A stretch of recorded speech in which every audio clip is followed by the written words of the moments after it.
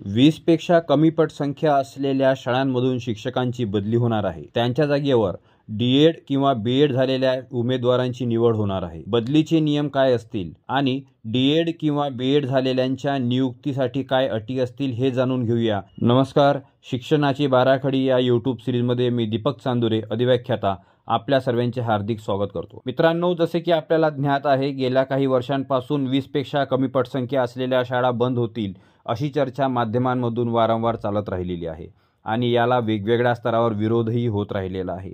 या पार्श्वभूमीवर दिनांक 5 सप्टेंबर 2024 रोजी शालेय शिक्षण व क्रीडा विभागाचा एक महत्त्वपूर्ण शासन निर्णय आलेला आहे। स्थानिक स्वराज्य संस्थांच्या 20 व 20 पेक्षा कमी पटसंख्या असलेल्या शाळेत सेवानिवृत्त शिक्षक किंवा डी.एड बी.एड अर्हताधारक उमेदवार निवड कंत्राटी तत्वावर नियुक्त करण्याबाबत या नावाने हा शासन निर्णय आलेला आहे। या शासन निर्णयात सांगण्यात आले आहे की स्थानिक स्वराज्य संस्थांच्या 20 व 20 पेक्षा कमी पटसंख्या असलेल्या शाळांमध्ये 2 शिक्षकांपैकी एक सेवानिवृत्त शिक्षक किंवा डी.एड किंवा बी.एड अर्हताधारक बेरोजगार शिक्षकांची नियुक्ती करण्यात येणार आहे। 20 पेक्षा कमी पटसंख्या असलेल्या शाळांवर सेवानिवृत्त शिक्षकाची नियुक्ती करण्यासंदर्भाने अट अशी आहे की त्यांचे वय हे अधिकतम 70 वर्ष असेल। 70 वर्षापेक्षा अधिक वय असणाऱ्या सेवानिवृत्त शिक्षकांची नियुक्ती करता येणार नाही। संबंधित सेवानिवृत्त शिक्षक हे नियत वयोमानानुसार सेवानिवृत्त झालेले असावे, अर्थात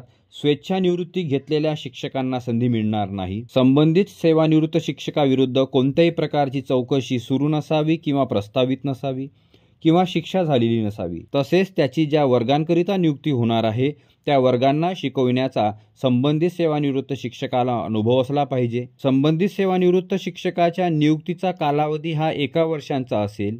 गुणवत्ता आणि योग्यतेच्या आधारावर दरवर्षी या आदेशाचे नूतनीकरण करता येईल। मात्र असे नूतनीकरण जास्तीत जास्त 2 वेळा करता येणार आहे, कारण एकूण कालावधी हा जास्तीत जास्त 3 वर्षांचा ठेवलेला आहे। संबंधित सेवानिवृत्त शिक्षक हा शारीरिक, मानसिक आणि आरोग्याच्या दृष्टीने सक्षम असणे आवश्यक आहे। हे झाले सेवानिवृत्त शिक्षकांच्या नियुक्तीबाबत। आता बघूया डी.एड किंवा बी.एड अर्हताधारक बेरोजगार उमेदवारांच्या नियुक्तीच्या अटी काय आहेत। डी.एड बी.एड अर्हताधारक बेरोजगार उमेदवारांची 20 पेक्षा कमी पटसंख्या असलेल्या शाळेवर नियुक्ती करण्याकरिता त्यांची किमान व कमाल वयोमर्यादा ही शासन नियमानुसार लागू राहणार आहे। ज्या डी.एड किंवा बी.एड अर्हताधारक बेरोजगार उमेदवारांना 20 पेक्षा कमी पटसंख्येच्या शाळांवर नियुक्ती मिळेल त्यांना नियमित सेवेचे इतर कोणतेही लाभ मिळणार नाही किंवा त्यांचा त्यावर हक्क असणार नाही। डी.एड किंवा बी.एड झालेल्या उमेदवारांच्या नियुक्तीचा कालावधी हा 1 शैक्षणिक वर्षासाठी असेल।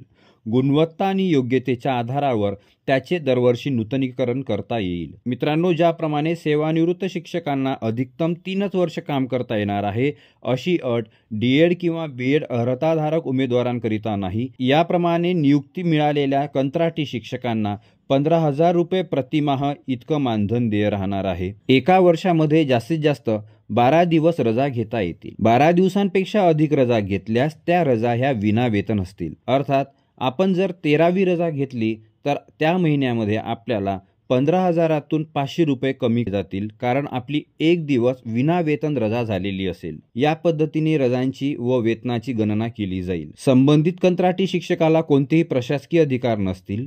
त्यांनी करारनाम्यावर स्वाक्षरी करणे आवश्यक राहील आणि हमीपत्र लिहून देणे आवश्यक राहणार आहे। या योजनेनुसार नियुक्त होणाऱ्या कंत्राटी शिक्षकांचे अध्यापनाचे तास हे नियमित शिक्षकांप्रमाणेच राहणार आहेत। मित्रांनो, पवित्र पोर्टलच्या माध्यमातून संपूर्ण राज्यामध्ये एकत्रित पद्धतीने नियुक्ती प्रक्रिया राबविली जाते।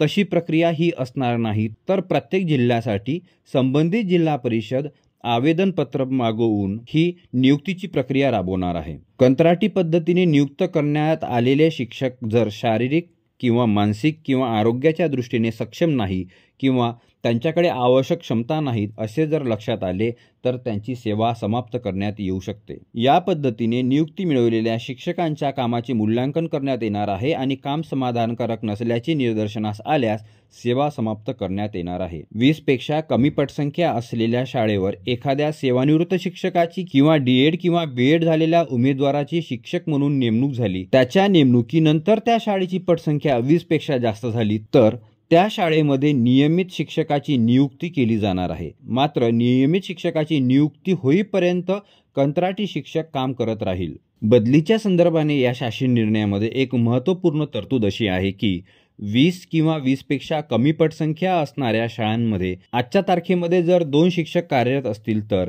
त्या दोघांपैकी ज्यांची इच्छा आहे त्या शिक्षकाची बदली प्राधान्याने जास्त पटसंख्या असलेल्या शाळेवर समुपदेशनाने करायची आहे. जर असे घडले की त्या दोन्ही शिक्षकांची बदलीची इच्छा आहे तर त्या 2 शिक्षकांपैकी जे शिक्षक सेवाज्येष्ठ असतील त्या शिक्षकांची बदली करायची आहे. उलटपक्षी असे घडले की दोन्ही शिक्षकांची त्या शाळेतून बदली करून जायची इच्छा नसेल तर सेवा कनिष्ठ शिक्षकाची बदली करण्यात यावी असे या शासन निर्णयात सांगण्यात आलेले आहे. मात्र अशी बदली करत असताना कंत्राटी शिक्षक मिळेपर्यंत नियमित शिक्षकांची बदली करायची नाही. अर्थात ज्या शाळांवर आज केवळ एकच शिक्षक कार्यरत आहेत त्यांची बदली होणार नाही, मात्र त्यांना कंत्राटी शिक्षक प्राप्त होणार आहे. मित्रांनो, शिक्षणाशी संबंधित नाविन्यपूर्ण आणि महत्त्वपूर्ण वेगवेगळ्या विषयांना घेऊन लवकरच भेटूया शिक्षणाची 12 आकडी या यूट्यूब सिरीजमध्ये. धन्यवाद.